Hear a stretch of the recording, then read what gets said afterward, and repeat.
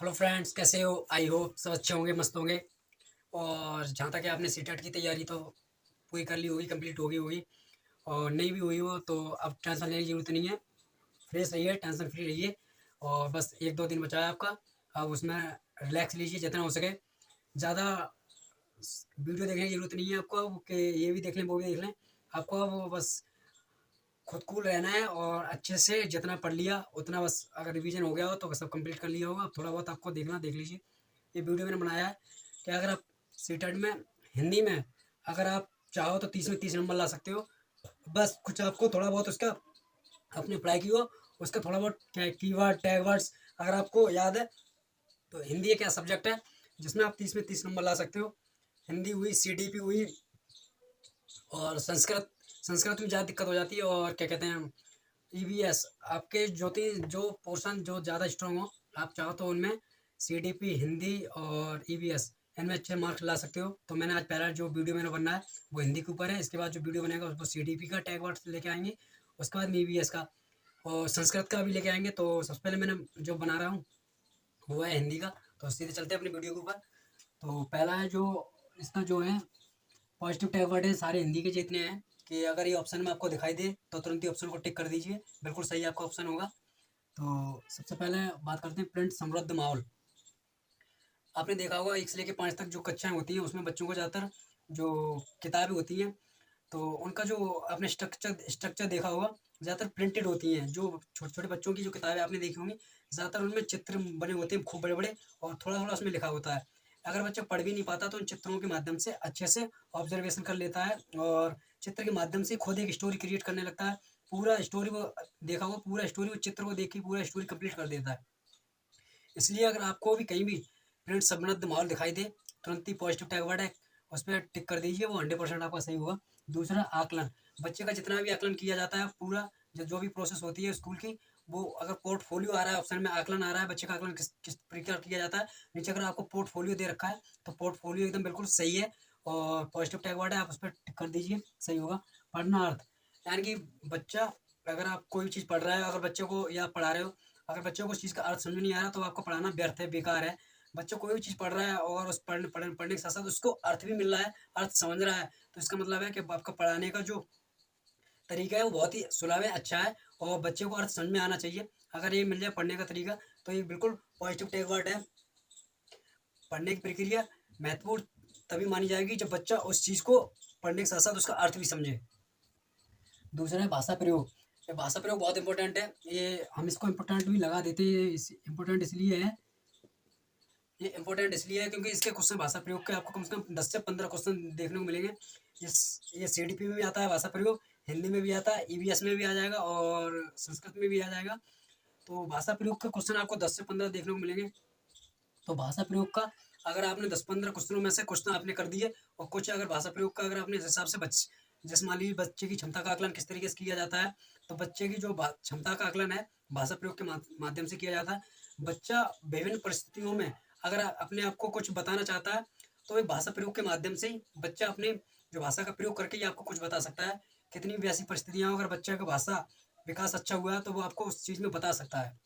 भाषा प्रयोग बहुत इंपॉर्टेंट है। इसके बाद आ जाता है विभिन्न विविधता वैविध्य। अगर ये कहीं भी आपको टैग वर्ड दिख जाए, ये पॉजिटिव टैग वर्ड है, देखते ही टिक मारो, आगे बढ़ो, बिल्कुल सही होगा।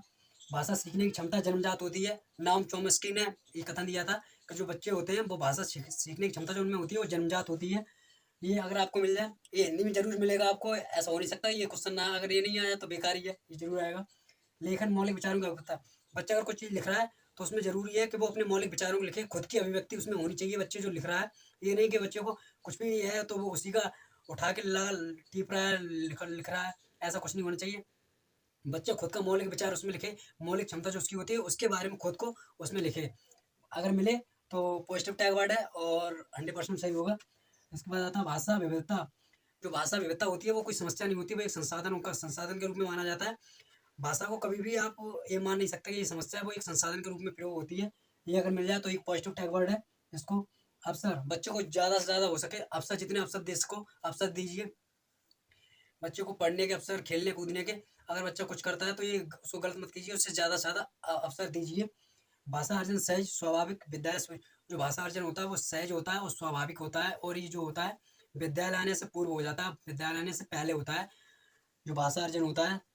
अगर ये आपको भाषा अर्जन कहीं दिखाई जाए, अफसर दिखाई दे जाए, ये पॉजिटिव टैग वर्ड है, देखते ही इनको टिक मारो, आगे बढ़ो। भाषा अधिगम प्रयासपूर्ण, जो भाषा अधिगम होता है ये प्रयासपूर्ण होता है, ये स्कूल में जाने के बाद ही स्टार्ट होता है। जो भाषा अधिगम होता है वो आपका स्कूल जाने के बाद ही स्टार्ट होता है, तो इसलिए भाषा अधिगम प्रयासपूर्ण है। अगर ये भाषा अधिगम कैसे होता है तो प्रयासपूर्ण होता है, अगर ऑप्शन में है तो आप टिक कर दीजिए, पॉजिटिव टैग वर्ड है। बाल साहित्य पे आपको ज़्यादा से ज़्यादा जोर देना है, कोई भी बच्चों को ज़्यादा से ज़्यादा बाल साहित्य को ही फोकस कराना है। मातृभाषा को स्वीकार करना, बेशक आप किसी भी लैंग्वेज के टीचर हो, मान लीजिए आप इंग्लिश मीडियम के टीचर हो और बच्चा हिंदी मीडियम का है, अगर बच्चा आया आपके पास में वो कह रहा है कि मैं सर, आपने बच्चे से इंग्लिश में बात की, वो आपको हिंदी में कुछ जवाब दे रहा है, मान लीजिए आपकी इंग्लिश समझ में ना आने पर भी वो हिंदी में कुछ कहने लगा, तो आपका जो पहली प्रेफरेंस होगी बच्चे की मातृभाषा को ही पहला प्रेफरेंस दीजिए, उसकी मातृभाषा में बात कीजिए। बच्चों को ये नहीं कि कोई भी मानक भाषा है तो अपनी मानक भाषा का यूज करिए। आप मानक भाषा का यूज तभी करोगे जब बच्चा वो चीज़ सीख जाए। अगर जब तक वो मातृभाषा यूज कर रहा है तो मातृभाषा पहले इंपॉर्टेंट है, बच्चे की मातृभाषा में आपको पूरी शिक्षा देनी है। प्रोत्साहित करना है आपको बच्चे को, कुछ भी अगर बच्चा कर रहा है तो उसे प्रोत्साहित करना है। प्रोत्साहन इस तरीके से करना है कि बच्चे को ये भी ना लगे कि ये चीज़ हमें जो दी है सर ने, ये हमारे इसलिए दी है तो हम उसी की वजह से पढ़ रहे हैं या उसी की वजह से कुछ कर रहे हैं, ऐसा भी नहीं उसे लगना चाहिए। इस तरीके देना चाहिए कि बच्चा वो चीज़ को पढ़ता भी रहे और सीखता भी रहे, उसे ये ना लगे कि ये चीज़ हम अगर ये करेंगे तभी ये चीज़ मिलेगी, ऐसा बिल्कुल नहीं होना चाहिए। व्यापक कथन, जैसे समाज, अगर क्वेश्चन में आ जाए व्यापक कथन में, जैसे कि समाज, पड़ोसी, ये वो, तो समाज के अंदर हर चीज़ मिक्स हो, समाज के अंदर ही सब चीज़ मिली होती है, चाहे वो परिवार हो, पड़ोसी अड़ोसी जो कुछ होता है, समाज है, व्यापक ऑप्शन है, अगर यहाँ दिखाए तो पॉजिटिव टैग वर्ड है, देखते ही टिक कीजिए। अब हम आपको बताएंगे, और फ्रेंड पॉजिटिव टैग वर्ड मैंने बता दिए, और अब ये टोटल, और ये कुछ नेगेटिव टैग वर्ड्स, तो इन पर भी फोकस कर लीजिए क्या क्या है। अगर नेगेटिव टैग वर्ड्स की बात करें, अगर आ जाए मानक भाषा पर बल देना, तो आप अपनी मानक भाषा पर बिल्कुल बल नहीं दे सकते हो। जो भी उनकी मातृभाषा हो, बच्चों की मातृभाषा पर भी आपको फोकस करना है। ये नहीं कि अपनी मातृभाषा, आपको जो भाषा आती है आप उसी में अपने बच्चों को पढ़ाना चाह रहे हो या उसी में समझाना चाह रहे हो, तो ना बच्चे समझेंगे ना आपका पढ़ाना उचित होगा, सब व्यर्थ हो जाएगा। तो इसलिए आपको मानक भाषा पर बिल्कुल भी बल देना नहीं है। केवल मात्र ही आ जाए, केवल किताबों से पढ़ना चाहिए, मात्र ये ही हो सकता है, ऐसा अगर आ जाए तो बिल्कुल रॉन्ग है, गलत कर दीजिए। नेगेटिव टैग वर्ड, वैज्ञानिक शब्दावली पे बिल्कुल फोकस ना कीजिए, ऐसा दिखे तो नेगेटिव टैग वर्ड से। काव्यात्मक भाषा, आपको काव्यात्मक भाषा पर बिल्कुल बल देना नहीं है। सुंदर लिखावट, आपको ये नहीं है कि सुंदर लिखावट बच्चे का आपने देख लिया कि बच्चा अगर अपने मौलिक अभिव्यक्ति लिख रहा है और बच्चा उससे लिख के, मतलब ये नहीं है कि बच्चे ने कुछ लिखा और लिखने के बाद में उसका अगर अर्थ बच्चे को पता है तो ठीक है। बच्चे ने सुंदर लिख के ले आया आपके सामने और उसे अर्थ आता नहीं उस चीज़ का, तो ये बिल्कुल बेकार है, ये नेगेटिव टैग वर्ड्स है। तो इसको नेगेटिव में दिख जाए, सुंदर लिखावट नेगेटिव कर देना है। बच्चे की भाषा, बच्चे की मातृभाषा के, बच्चे की जो मातृभाषा होती है उसको आपको अस्वीकार नहीं करना है। ये नहीं कि बच्चे की जो मातृभाषा है उसको आपने अस्वीकार कर दिया, उसे रिजेक्ट कर दिया, ऐसा बिल्कुल नहीं होना चाहिए। नेगेटिव टैग वर्ड्स है, उसकी मातृभाषा को आपको पहले प्रेफरेंस देनी है। बाधा जटिलता, बच्चे की कोई भी भाषा है उसे बाधा ना समझो ना जटिलता समझो, बल्कि किसी भी प्रकार के बच्चे आ रहे हैं उनकी सबकी भाषा को एक संसाधन के रूप में आपको समझना है। ये नहीं कि कोई भी भाषा है बाधा है या जटिलता है इसके रूप में नहीं समझना है आपको। दंड देना, बच्चों को दंड देना बिल्कुल भी, दंड तो देना ही नहीं है, अब तो ये मना कर दिया सीधा। याद करना, बच्चों को आप याद नहीं करा सकते हो, कंठस्थ नहीं करा सकते हो, बिल्कुल गलत है। रटने पर आपको कोई भी जोर नहीं देना है कि ये नहीं कि बच्चों को कोई चीज़ पढ़ा रहे हो उसे पढ़ाई के साथ साथ उसे समझाओ, उसके अर्थ को समझाओ। ये नहीं कि बच्चों को रटने पर जोर दे दो, ऐसा बिल्कुल नहीं हो सकता है। पुस्तक केंद्रित नहीं, बाल केंद्रित होना चाहिए। पुस्तक केंद्रित अगर आपको नजर आए, सीधा नेगेटिव टैग वर्ड्स है, बाल केंद्रित होना चाहिए। अगर ये आपको टैग वर्ड्स दिख रहे हैं जितने भी, एक बार आप अच्छे से इनका स्क्रीनशॉट ले लीजिए।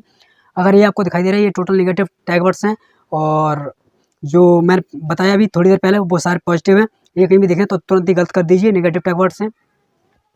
तो आशा करता हूँ वीडियो आपको अच्छी लगी। अगर वीडियो अच्छी लगी हो तो चैनल को सब्सक्राइब कर दें, बेल आइकन को प्रेस कर दें, ताकि अगर और भी वीडियो बनाए तो सबसे पहले नोटिफिकेशन आपके पास पहुंचे। और आपके भी जो फ्रेंड है पहली बार अगर सीटेट का एग्जाम देने जा रहे हैं तो ये वीडियो उन तक भी शेयर कर दीजिए। थैंक यू सो मच, धन्यवाद।